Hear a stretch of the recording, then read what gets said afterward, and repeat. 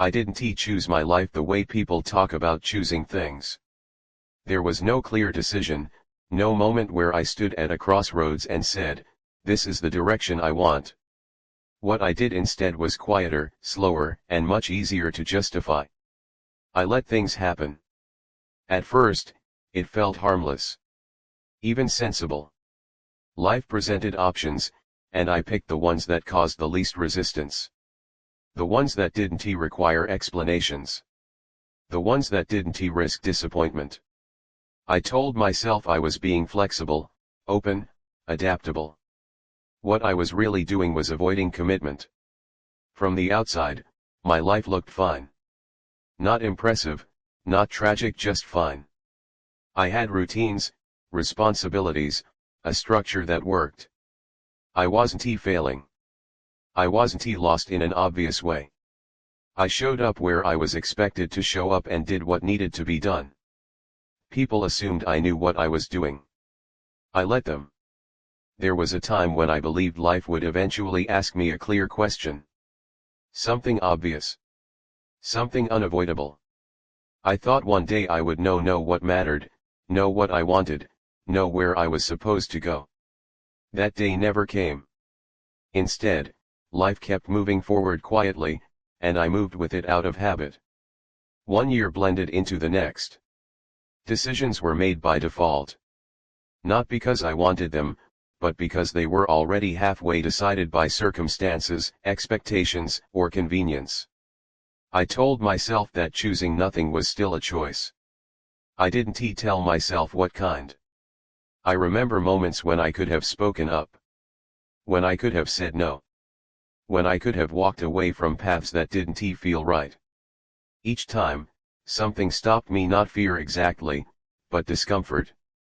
The kind that whispers, why make things harder than they need to be? So I stayed quiet. I adapted. I adjusted. I told myself I could always change later. That this wasn't permanent. That nothing was being lost, just postponed. Postponed turned into permanent without ever announcing itself. The strange thing was that nothing felt wrong enough to justify alarm. I wasn't miserable. I wasn't suffering. I was functional. Calm. Reasonable. Those qualities earned approval, and approval made it easier to ignore the absence of direction. I learned how to live reactively instead of intentionally. When opportunities appeared, I evaluated them based on risk, not meaning. When choices came up, I asked what would keep things stable, not what would make me feel alive. Over time, I stopped asking myself what I wanted at all. Wanting felt unnecessary. Days passed. Weeks passed. Entire seasons came and went without leaving clear memories behind. I could tell you what happened, but not how it felt. My life was something I could summarize, not something I was inside. I noticed it most clearly during quiet moments. Standing alone in a room. Sitting with nothing urgent to do. Watching time pass without being pulled toward anything in particular. Those moments carried a strange emptiness, not painful, just hollow. I told myself that was adulthood. But adulthood isn't supposed to feel like absence.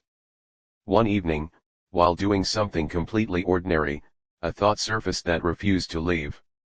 If I had to explain how I got here, could I not what I did? Not what happened. But why? The question unsettled me. I tried to answer it honestly, and the answers came back thin. Circumstances. Timing. It just happened. I didn't think about it too much. It made sense at the time. None of those felt like reasons.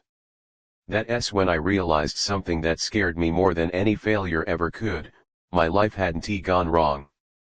It had gone unchosen. I hadn't made a mistake big enough to regret.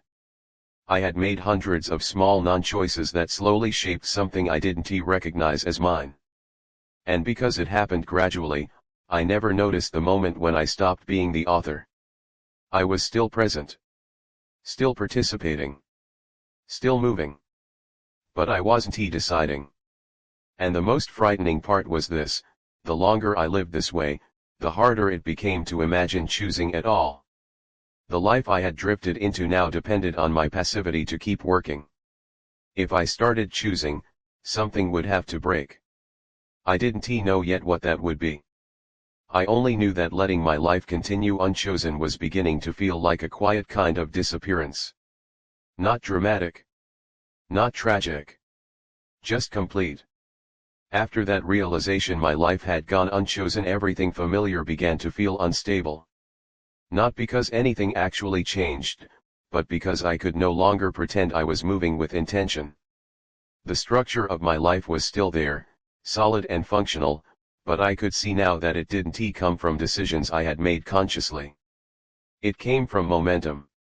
And momentum is comfortable until you notice it's carrying you somewhere you never meant to go. I started paying attention to how often I deferred. How instinctively I waited for circumstances to decide for me. When questions arose, I didn't ask what I wanted, I asked what would cause the least friction. What would keep things intact? What wouldn't force me to explain myself? I had become very good at avoiding authorship. People around me reinforced it without meaning to. They spoke about my life as if it were intentional. They said things like, "Well, you chose this, or at least you're consistent." I nodded along, even though those words felt foreign. I let their certainty replace my own absence. Inside, something tightened. I noticed it in my body before my thoughts caught up. Sleep stopped feeling like rest. I woke up tired, as if I had spent the night holding myself in place. My chest felt heavy during ordinary moments, waiting for replies, driving familiar roads, listening to conversations I had heard 100 times before. I told myself it was stress. Everyone is stressed.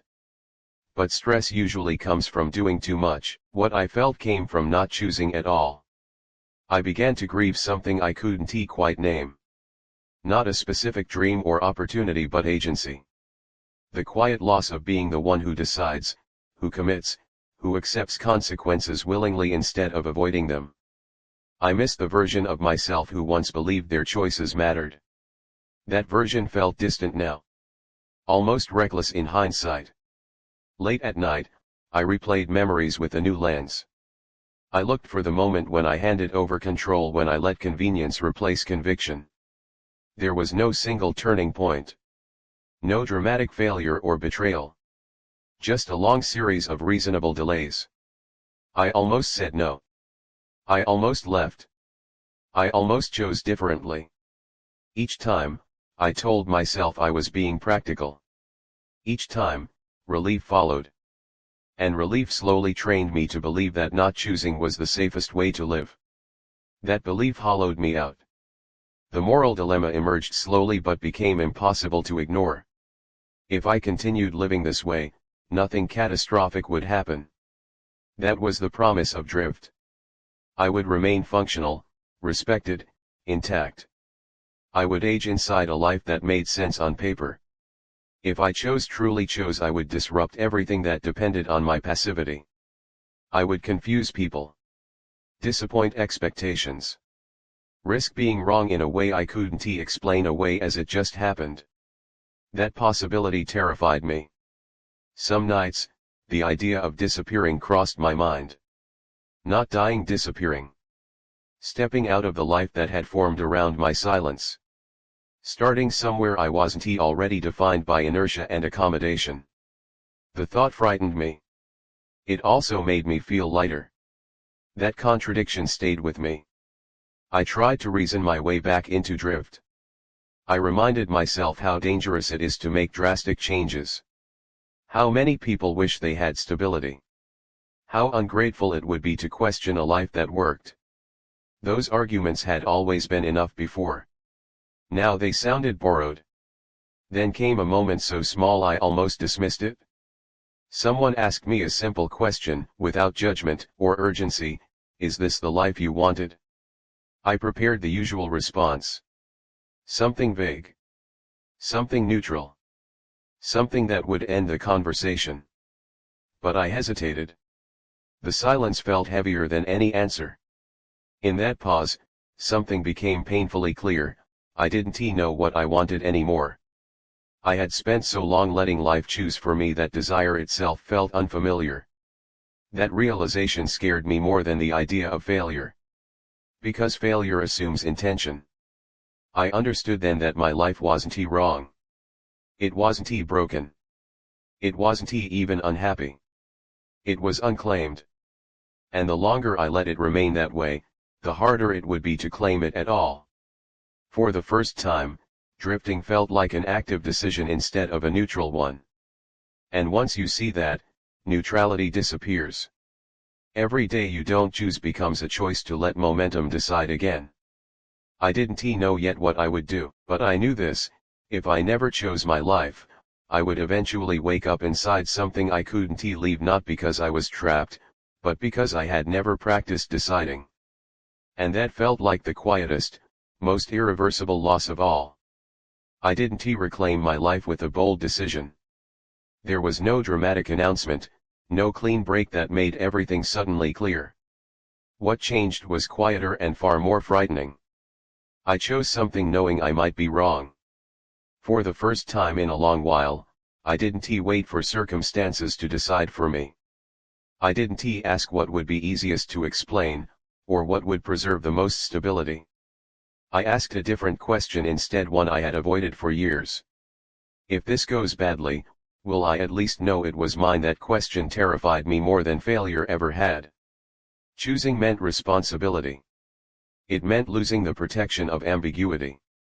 It meant accepting that whatever followed, regret, loss, disappointment, would no longer belong to chance or timing or other people's expectations. It would belong to me. At first, the weight of that felt unbearable. I second-guessed myself constantly. I replayed the decision in my head, searching for proof that it was justified, sensible, defensible. Old habits don't disappear quietly. Drift had trained me to doubt myself the moment certainty wasn't absolute. Fear was loud. It reminded me how late I was. How much of my life had already been shaped without my consent. It told me that starting now would only highlight how long I had avoided starting at all. That choosing meant closing doors forever, and I had survived by keeping them open just enough to imagine alternatives. Some nights, I almost retreated. Almost handed control back to momentum. It would have been easy. Familiar. Safe. But something had changed. I could feel the difference between safety and absence now. Even when the fear was overwhelming, I felt present in a way I hadn't before. The discomfort wasn't dull or distant. It was sharp, immediate, alive. And that pain, as unwelcome as it was, meant I was finally inside my own life. The consequences came quickly. Not all of them were dramatic, but they were real. Some people didn't understand. A few were disappointed. The version of me that fit neatly into expectations had been easier to accommodate. This version, uncertain, choosing, willing to disrupt, created friction. That friction hurt. I lost the comfort of being predictable. I lost the quiet approval that comes from never challenging what already exists. I lost the excuse of saying, "It just happened." But I gained something I hadn't felt in years. Direction. Not clarity, direction. The sense that my days were moving somewhere because I was pushing them, not because they were rolling downhill on their own. Even when things didn't work out the way I hoped, I could trace them back to my own decisions. That changed how time felt. Days slowed down, not because they were easier, but because they had weight. Moments stayed with me, even the uncomfortable ones. Especially those. I wasn't watching my life unfold anymore. I was participating in it. I grieved what I had lost. That grief didn't disappear once I started choosing. It still visits me, quietly. I mourn the years spent drifting, the chances softened into later, the identity that faded while I waited for permission to begin. But I no longer let that grief make my choices. I learned something I wish I had understood earlier: regret doesn't come from choosing the wrong path. It comes from letting your life be decided by default. From mistaking passivity for peace and momentum for destiny. Choosing my life didn't make it impressive. It didn't make it easy. Some paths closed permanently. Some mistakes can't be undone. I carry that. But I also carry something far more valuable. Authorship. Authorship over my direction. Authorship over my mistakes. Authorship over whatever comes next. I no longer confuse adaptability with surrender. I no longer confuse patience with avoidance. And I no longer confuse a life that works with a life that belongs to me. If you're listening to this and recognizing yourself in the drift, I want to tell you to burn your life down or make reckless choices just to feel alive. Not every life needs upheaval. But every life needs ownership. Ask yourself honestly, without comfort, whether you are choosing your days, or letting them choose you. Ask yourself how long you've been waiting for clarity that only arrives after commitment. Because one day, quietly, without warning, you may realize that nothing ever went wrong, and your life still isn't yours. I let my life become something I didn't choose. Taking it back didn't happen all at once. It happened the moment I stopped letting momentum speak for me. And choosing, even late, even afraid, even imperfectly, was the first time my life stopped drifting and started belonging to me.